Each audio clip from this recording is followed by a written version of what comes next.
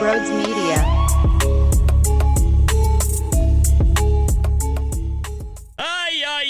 If you're yelling about Jalen Hurts today, then you're an idiot, all right? If you think Jalen Hurts played awful today, then you're an absolute moron, and I don't want to hear anything from you. But listen, there's something that I got to tell you before we jump into all the chaos. You know that I love cannabis. You know that I'm going to need cannabis now that the season's over. What if I told you the best out there is right in Camden, New Jersey, at Camden Apothecary? Oh, Philly fans, game day is stressful enough.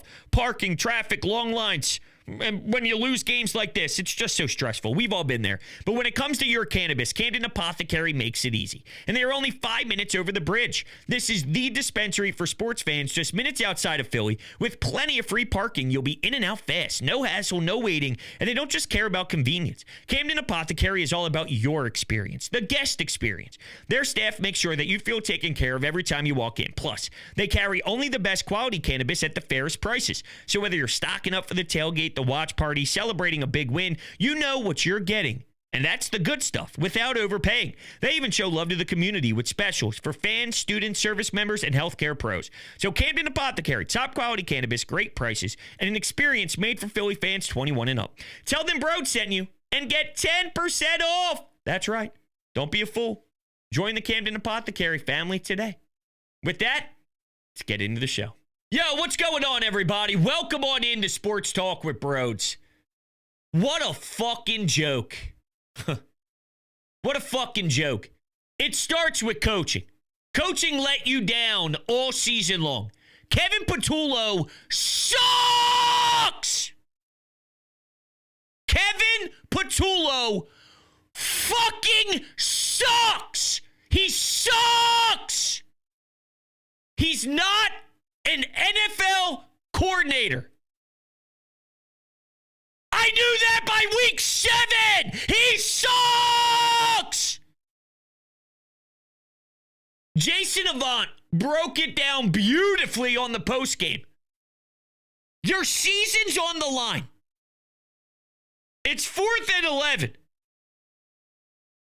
That's what you call! The routes made no sense. There was a 0% chance that play was going to do anything. He's incompetent.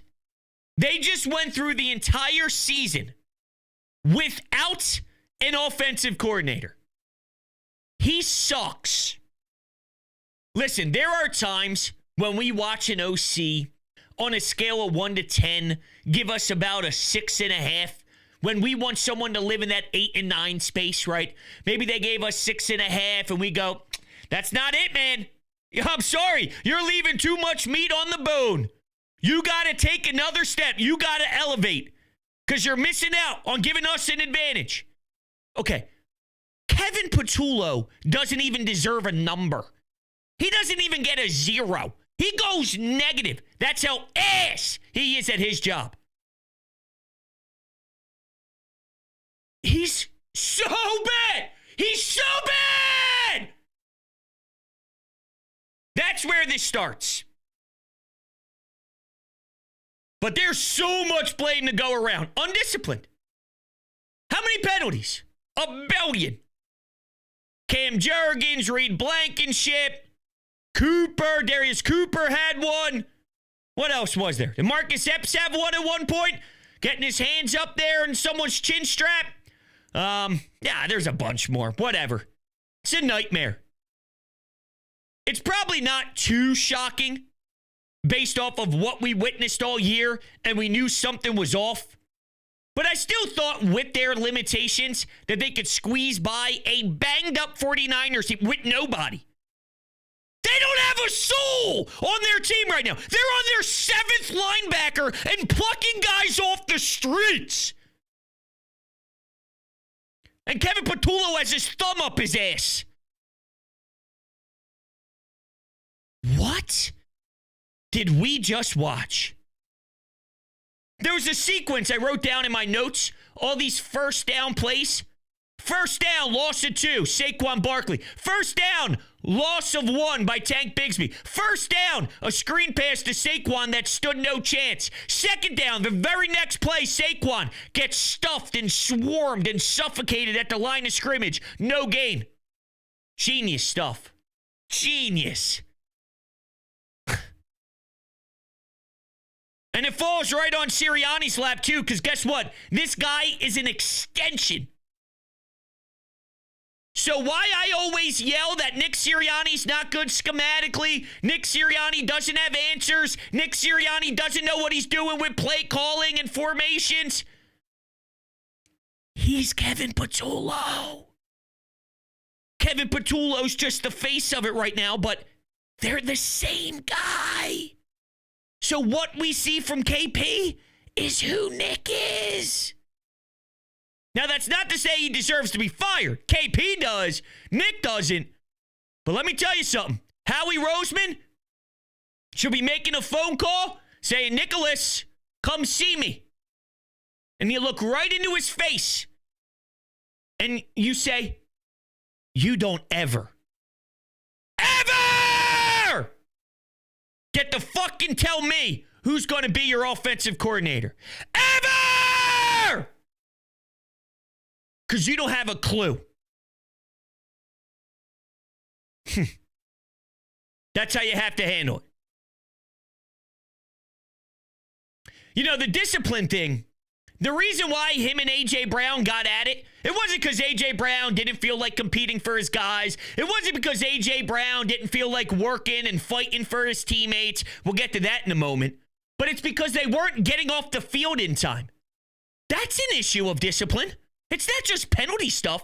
If you are getting in the face of AJ to the point where Big Dom has to separate you and spits fly and faces are turning purple, you're getting aggravated with one another on the sidelines in the middle of a must-win. If you don't win, you're going home playoff game because you're not getting off the field in time, then your team's not prepared.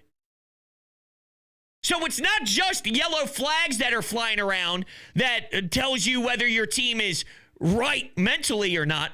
It's everything.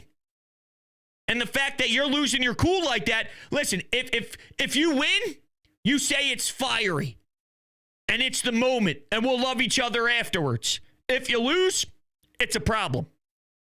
And guess what? A.J. Brown flipped the entire city off, not only on the field, with the disgusting drop on the late drive, with the two piss-poor efforts when Jalen threw 2 balls on the money and he somehow got alligator arms. But after the game, my guy says, I'm not talking to you. I don't have to explain my efforts at all. Oh, my God. What a bad guy. What a bad, bad guy. Teammate-wise. Not human-wise, football-wise. What a bad guy. And I knew that. There's a reason why when all you little AJ fanboys were screaming, it's Jalen's fault. Jalen's a dope. Jalen can't throw. Jalen can't get him the ball. It's Jalen's fault. AJ Brown is a loser. He's an awful, awful, awful teammate. He wears the C on his chest. He goes on Twitch streams to say it's hell in the NovaCare complex because he's not getting the football. Yet when the ball started to go his way, he couldn't deliver. He couldn't make catches. He failed everybody over and over and over again. He's got the C on his chest, and when the season ends, he can't man up and say, I didn't do my best today. I didn't do what I was supposed to. He runs away. I mean, a clown. Just an awful, awful guy. Somebody that reeks losing football. And it correlates with why this team wasn't a winning group this year. Because you can't be walking around with guys that have a C on their chest doing the nonsense crap that he does. Now, maybe this stems more to the Nick Sirianni thing, right? If he's going to be a leader of men and that's his strength, you can't allow guys to get away with murder. You got to snip it when AJ does his thing originally, where it can't get out of hand. It can't cross the line. You sort of allowed this to brew with your style of coaching. Maybe that's an element that needs to be discussed. I don't know. But he essentially flipped off the entire city of Philadelphia with what he put on the field today. He's lucky that Dallas Goedert was able to make that catch to keep the drive alive. Smitty, a couple catches after that, but we love Smitty to death. I also need him to come down with the one that hit both of his hands. Would it have been a difficult catch? Sure. How many times in the playoffs, though, is there a moment that you reflect back to? There are certain moments. The Patrick Robinson interception. There are moments that flip things, that remind you of a winning team, a winning moment in a game. That could have been the catch, the Smitty catch against the Niners. And I'm even disappointed in Jake Elliott, who missed the extra point. Obviously, instead of a 4-point game at the end, it would be a 3-point game, and you would have kicked the field goal. Things could have went to overtime. And sure, that maybe have changed a lot of other things that went down in the game, but still, he missed an extra point, so he failed miserably at his job. I thought the defense was bad. I'm sorry, I thought the defense was bad. Way too many explosive plays. Now, Q individually, after getting pantsed on the first drive where they were clearly targeting him and they were making it known, we're not afraid of you, he individually made a couple of really nice plays to shut, what's his name up? Richard Sherman. Because he said, no one's afraid of him. Nobody's afraid of Q because he doesn't turn anybody over. Yet he's in his second year, an all-pro nod, and then after that, he helps flip the field around a couple of times. So individually speaking, yes, he helped create a turnover, but I thought the lack of pass rush was annoying. They got gashed up. The drive for the 49ers to take the lead was a mess, in my personal opinion. 23-19, they get on the board, but it was too easy. The trick play felt very painful, I'm not going to lie. When they hit that trick play, I felt it in my stomach. Oh, shit. Now, to the Eagles' credit, they were able to respond to that. But, I mean, this whole thing from an offensive standpoint just doesn't make any sense. Doesn't make any sense. There's nothing ever really available at all. And guys are sitting on routes, and you hear Tom Brady all the time say, where's the tempo? This thing is just so slow. And then at one point, Jalen's trying to flip the entire formation around because he's going to the line of scrimmage, realizing what KP wants is pure horse manure. It's pure shit. It's pure vomit. And there's not enough time. Then he's got to call a timeout. But Tom Brady's like, hey, we need more tempo here. That's when this team hums a little bit. There was barely any runs for Jalen Hurts. There was a few. And one of maybe both of them. No, one of them got called back for sure. Then there was maybe it was 3rd and long, and it was when they wanted to settle for a field goal to go up 16-10 to play that whole game, which absolutely backfired. And I watched at times on Saturday in those crazy games with Green Bay and Chicago and the crazy game before that with Carolina and with the Rams. I saw a few times where Carolina went a little conservative. I saw times where Green Bay got a little conservative. How'd that go for them? You figured being conservative would crush you. And I don't know if it's conservative. I think they just stink. I think they just don't know what to do, and they never have answers. And by default, it looks conservative, but they just stink. Their offense is so broken and fundamentally flawed. Do you know how awful it is if you're going over in second halves twice in an NFL game with this personnel? I mean, you can't make it up. That's something that screams big picture problems. And yeah, the Lane Johnson thing was a massive buzzkill because I don't have to sell you the difference on when he's on the field and off the field with the win percentage of this group. But, it's not an excuse. I thought the run game, the run blocking at times was terrible. I thought the pass blocking at times held up enough. But then again, there needs to be a second layer to that. When the pass blocking's okay, but there's nothing there, it's like Tom Brady goes, well, you see Jalen rolled out. There's nothing. There's literally nothing. Nothing makes sense. The concepts suck. Nothing is there. Nothing. To the point where we're throwing one-on-one balls to Jahan Dotson. We're running the ball on 2nd and 18 and giving up drives instead of maybe trying to apply pressure and get it to a 3rd and reasonable. And then, there were some moments where I liked their aggression. Tush push, not messing around, trying to show a little bit of sense of urgency. There were times I liked it. But then there's times on 2nd and long, 3rd and long, they just give up. They get soft. They tuck it in between their legs and cry. Like, what? The hell's the matter with you? Let me tell you something that's going to help me big time today. An Emilio cigar. As soon as this podcast is over, I'm going outside and I'm lighting up an Emilio cigar. I need it so badly. It's so soothing. All right, it tastes so damn good. And I'm in so much pain and agony, sports pain, that I need something to just allow for me to take a few deep breaths and feel excitement. Emilio Cigars, old school roots, new school attitude, locally owned, third generation, made at Fabrica Oveja Negra in Nicaragua. When I tell you, the second I start puffing on one of these bad boys, I start to shake, and it's almost as if I'm having an orgasm. And you can go online to their website. The link is down below in the description. You can see all the options available for you. Some of them are getting ranked top in magazines. That's how lovely these are. So if you're a cigar smoker or you know a cigar smoker in your family and you want to get them a nice how do you do, you can check the link out down below in the description. And if you use code Brodes10 at checkout, you will receive 10% off your entire purchase. So don't be a fool. Make sure you join the Emilio Cigar family today. I just want to let you know how much of a difference, though, play calling brings, because Kyle Shanahan had a bunch of nobodies out there. You lose George Kittle, you lose some of your guys all year long, and they go on the road and beat you up. And at times, I thought they pantsed Vic Fangio, which I never saw coming. I thought Vic Fangio was going to have the ability to go into his bag of tricks and counter what Kyle Shanahan wants to bring. But instead, they were gashing you up. They were hitting strong plays. They were really hitting explosive plays. There was a time where the Eagles were up, and it felt as if they were up 24. They go on a 9-minute drive, going 94 yards and finishing the drive nicely. And it was just so in control of the Eagles, but there were just enough explosive plays where San Fran were keeping their head in it. And all of a sudden, I mean, here's Kyle Shanahan getting all these answers, and you take a look around what Caleb Williams looks like in his second year. This time around, though, he has Ben Johnson. In previous seasons, that wasn't the case, and people are talking about the Bears. They were 2 seed, all right? They were 2 seed in the NFC. They're beating the Packers, having ridiculous efforts in fourth quarters, crazy comebacks because of what Ben Johnson does.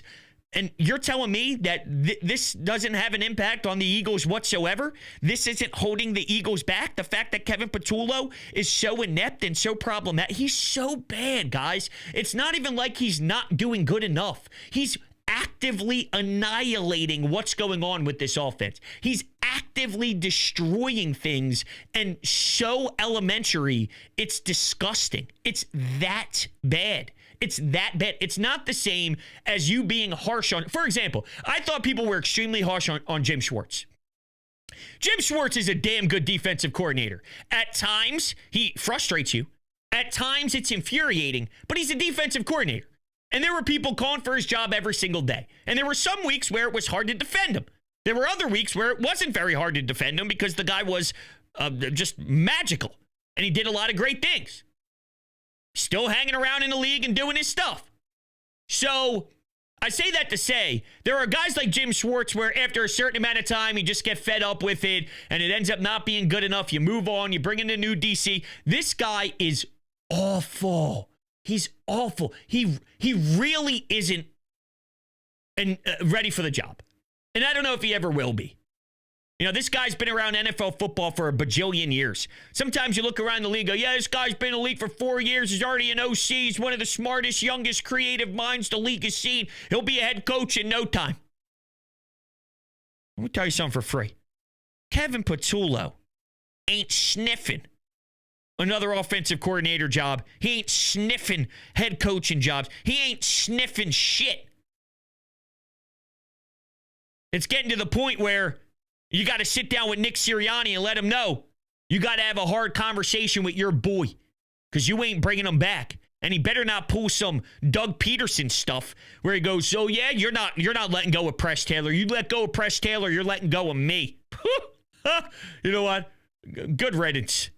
I don't expect him to make that call, and I don't want Nick Sirianni fired. But if he even has the stones and the balls to go down that path, acting like he did a good enough job to protect Kevin Patullo's gig, you know, that would be doing everybody a disservice. Your locker room a disservice, yourself a disservice, this fan base a disservice if he's willing to go down to his grave with Patullo. It's okay to admit that it was the wrong choice. It was a wrong choice.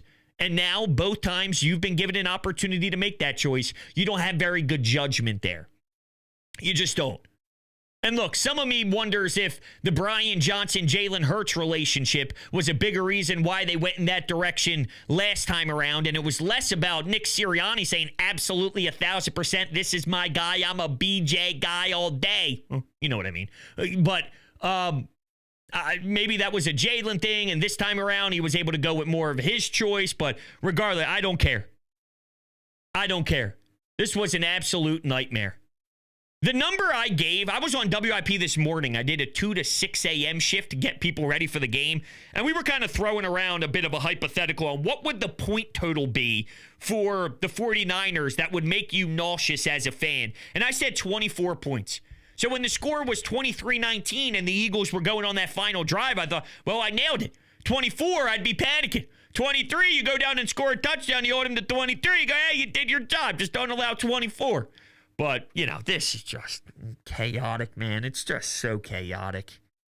It's not surprising, but it is. You know, I thought they could have survived a little more. I thought they could have creeped in a little more. And there's a reason why only 7 teams have gone back-to-back in Super Bowl history, right? Before the Chiefs most recently did it, I'm 30 years old with 2 daughters. One is 2 years old. I got a mortgage. I'm married. The last time before the most recent Chiefs run that a squad went back-to-back, I was 10 years old. 9 years old. Okay, so that's how long of a window it's been since the team went back to back. It's not something that teams are set up to do consistently. That's not to give them a free pass, though. It's to say, if you won this game and you beat Chicago and you go on the road and lose to Seattle in an NFC championship game and your offense just goes completely quiet on the road and you follow up a Super Bowl win with an NFC championship loss away from your home stadium, you can at least respect that, right? There were things, even if you went on the road and you played a game against Chicago and you go to overtime against Chicago, it's 27-27 and you end up losing on a field goal and you lose 30-27 in this crazy, ridiculous battle in a divisional round following a Super Bowl. I think I could even take pride with me going back after that season's over. This, though, this is just inexcusable. There were certain thresholds that you needed to hit following the bowl. Winning the division was one of them, right? Followed up going back to back in the division. Winning a wild card round, absolutely one of them. You know, things would start to get interesting based off of how the divisional round looked, right? I think getting to the NFC Championship, most people would get on board with signing up with a 1 game away from a Super Bowl type of appearance. Again, if you get blown out 50-0, then we'll be aggravated and we'll be mad and readily, you know, there to emotionally fight about what the hell happened. But then you can take a few steps back afterwards and appreciate sort of what they went through in their journey. But the way this ended and the way this went, there's no appreciating any journey. This was just flat out chaos and flat out dysfunction. And the way I labeled this was, I thought the Eagles were sort of like a vehicle, a truck that is very well tested in the snow, right? Icy roads. There's a lot of chaos that happens, but they're built for the chaos. You're sliding. You got 4-wheel drive, you know, you're able to do certain things when it gets slippery. You're able to thrive in uncomfortable situations. Some vehicles are built for that. I thought that was the Eagles of when things get ugly, when it's a tight game, when it's closer than it should, you just make enough plays to survive in advance. That's what they've done all year long. And this time they won the turnover battle heavy. They really ranted about being, 40-2 or 41-2 or 42-2, whatever it is, after winning the turnover battle. And then, of course, this time around, it doesn't play into your favor. And to some point, I think they do it to a fault, you know. But that's kind of where we are. All right, let's take a couple of anytime hotline calls here. Before we do, let me tell you about my friends over at DraftKings Sportsbook. An official sports betting partner of the NFL makes every playoff moment feel bigger. You can take a look at all these games. You got a Monday night game. You got the divisional round next week, which is going to be absolutely crazy. DraftKings has your back with the early exit protection. If the player in your eligible NFL prop bet goes down at any point in the first half, you can still get paid in cash. So download the DraftKings Sportsbook app and use code Brodes. That's code Brodes to turn $5 into $300 in bonus bets if your bet wins. In partnership with DraftKings, the crown is yours. Gambling problem? Call 1-800-GAMBLER. In New York, call 877-8-HOPE-NY or text HOPE-NY. In Connecticut, call 888-789-7777 or visit ccpg.org. On behalf of Boot Hill Casino in Kansas, wager tax pass-through may apply in Illinois. 21 plus in most states. Void in Ontario. Restrictions apply. Bet must win to receive bonus bets which expire in 7 days. Minimum odds required. For additional terms and responsible gaming resources, see dkng.co/audio. This is a limited time offer. All right, let's go to the phones. Let's kick things off with Carmen. Well, the offense cost us a playoff game. What I say? At least Kevin Fatul will be fired. And Brodes, it's going to sound crazy. You're probably may not like this take, but Mike McDaniel as our next offensive coordinator.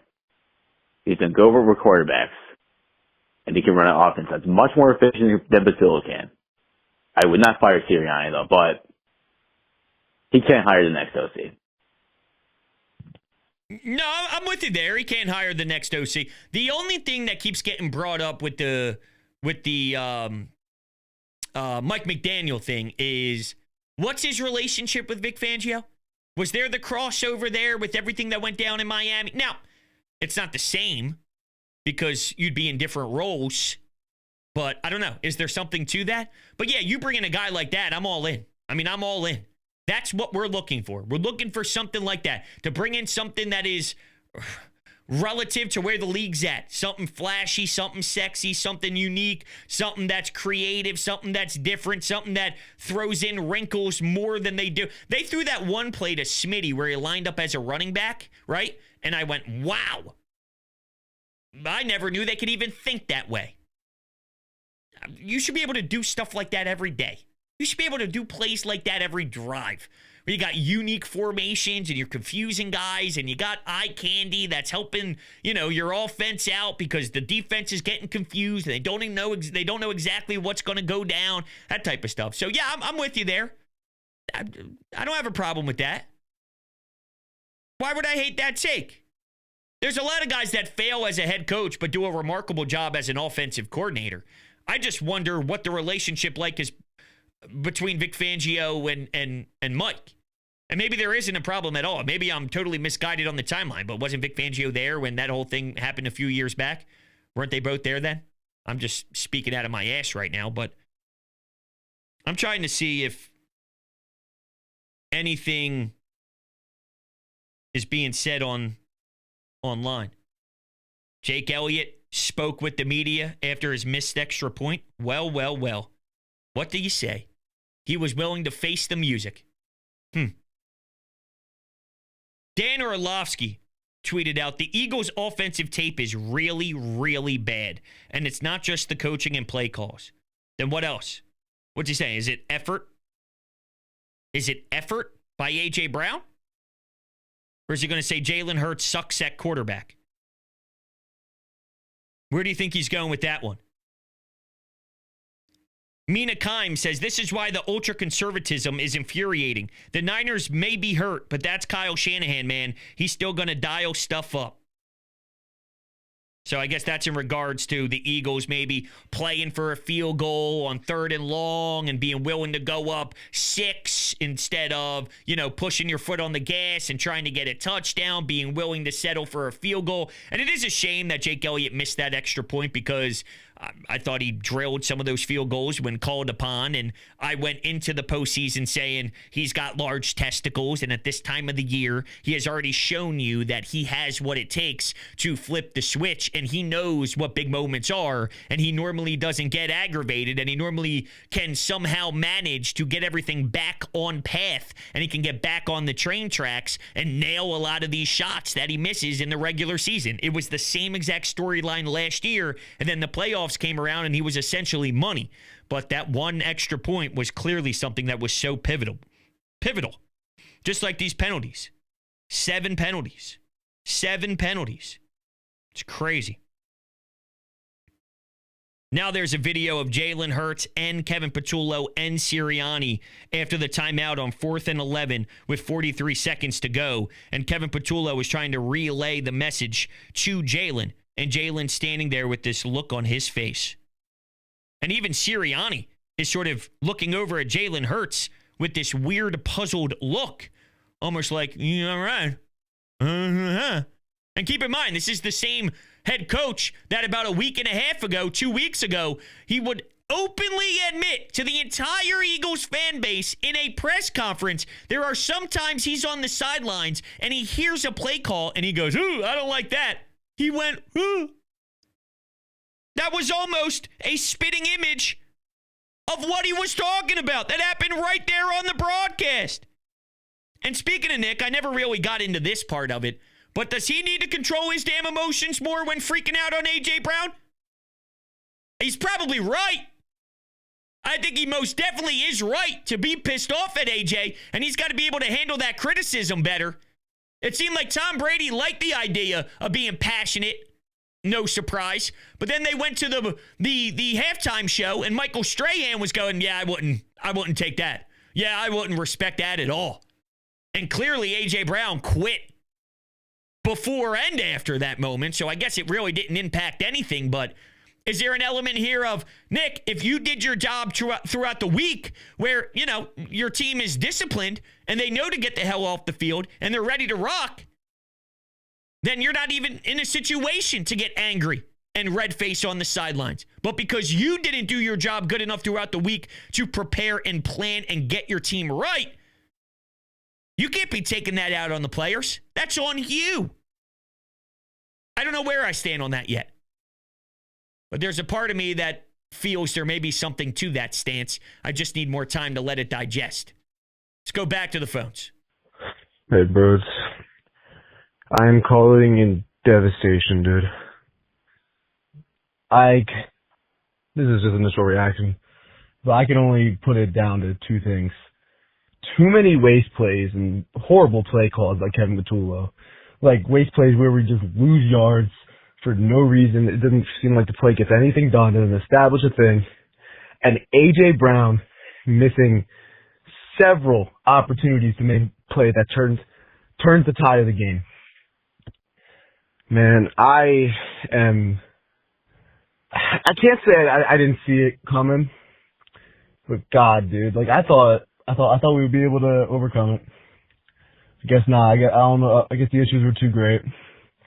We got to figure some stuff out with the coaching because this is not sustainable. No, it's definitely not. No, people need to lose their jobs, legitimately, all across the board. I think everybody on the offensive staff, except for Nick Sirianni and Jeff Stoutland for the most part, need to be completely stripped of what they do, and they got to restart. It needs to have that type of facelift. It needs to have that type of resurgence. It needs to have that type of flame lit under their ass because nobody can look at that and say that it's acceptable. We can't be the Phillies where you lose, you fail, you can't hit, and then Kevin Long gets a coaching contract and gets an extension. And when guys get to keep their jobs and they make zero changes to the staff, it can't happen, right? There's a different expectation here with this franchise. One franchise is okay with just putting butts in the seats. The other one is trying to win a damn championship, and there's hunger and determination and desire to continue getting Lombardi trophies, and that starts with Laurie and Howie Roseman. So I think it's inevitable. I think it's too obvious. They can't, dude, they can't. And they saw what we saw. There's a reason why Kevin Patullo is going to lose his job after 1 year. There's a reason why they're not going to try and stress this continuity thing on us where, hey, we want to keep the same guy around Jalen because how many times have we mentioned his new coordinator going back to Alabama? It's been happening so much. And there was a world where people were convincing themselves that if you got to the divisional round, if you got to the championship game, you may try and build off of Patullo. But you can't. You can't. And the reason why Howie Roseman's going to make this decision is because he's aware. He sees it. And if he misses this one, then that's a serious strike on the resume of Howie Roseman. But I can't imagine he doesn't see what we all see, which is this isn't competent National Football League offense. It's just not. It's basic bullshit. And I don't even know if it's basic bullshit. It's just non-effective stuff. It's not even basic. It's just stuff that doesn't work. It doesn't work. I got to imagine Kyle Shanahan is truly sitting there going, this is, Jesus. He's probably thinking, what do they do? What do they watch? What do they see when Patullo and Sirianni sit down and study their offense? He's probably cracking the hell up, laughing his ass off. But I'm with you, too, though, thinking that it probably was going to go this route, and we probably should have been more accepting of it. But where I would rebuttal is I just didn't think it would be this round against this team that we've said it all week. They don't have health. This was a disaster of a loss. We lost to a team that was playing practice squad players that don't deserve to even be in the NFL, yet they're playing in a wild card game.